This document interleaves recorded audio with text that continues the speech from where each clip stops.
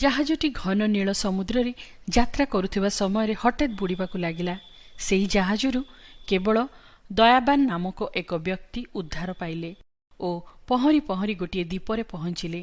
ସେ ସେହି ଦ୍ୱୀପରୁ ବାହାରିବାକୁ ଚେଷ୍ଟା କରନ୍ତି, କିନ୍ତୁ କୌଣସି ବାଟ ପାଇଲେ ନାହିଁ। ନିରାଶ ମନରେ କିଛି କାଠ ଓ ପତ୍ର ସଂଗ୍ରହ କଲେ, ଯେପରି କୁଡ଼ିଆଟିଏ ତିଆରି କରିବେ, ବର୍ଷା ଓ ଖରାରୁ ରକ୍ଷା ପାଇପାରିବେ।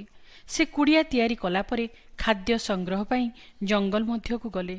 ଦୂରରୁ ଦେଖିଲେ ତାଙ୍କ କୁଡ଼ିଆଟି ଜଳି ଯାଉଛି। ଆକାଶ ଅନ୍ଧକାର ହୋଇ ଆସୁଛି। ସେ ନିରାଶ ଓ କ୍ରୋଧରେ ଚିତ୍କାର କରି କହିଲେ, ହେ ପ୍ରଭୁ, ଆପଣ କିପରି ଏସବୁ ମୋ ପ୍ରତି କରିପାରିବେ? ନିରାଶ ଓ କ୍ଳାନ୍ତ ମନରେ ସେ ଜଙ୍ଗଲରେ ଶୋଇପଡ଼ିଲେ।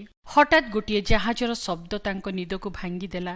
କିଛି ଲୋକ ତାଙ୍କୁ ଉଦ୍ଧାର କରିବା ପାଇଁ ସେହି ଜାହାଜରୁ ଓହ୍ଲାଇ ଆସିଲେ। ଦୟାନନ୍ଦ ତାଙ୍କୁ ପଚାରିଲେ, ଆପଣମାନେ କିପରି ଜାଣିଲେ ଯେ ମୁଁ ଏଠାରେ ଅଛି?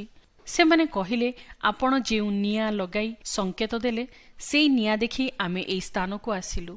ଯେତେବେଳେ ଝଡ଼ ଜଞ୍ଜା ଆମ ଜୀବନରେ ଆସେ, ଆମେ ଜାଣିନଥାଉ କ'ଣ କରିବା। ଏହା ଆମକୁ ଭାଙ୍ଗି ଦେଇଥାଏ।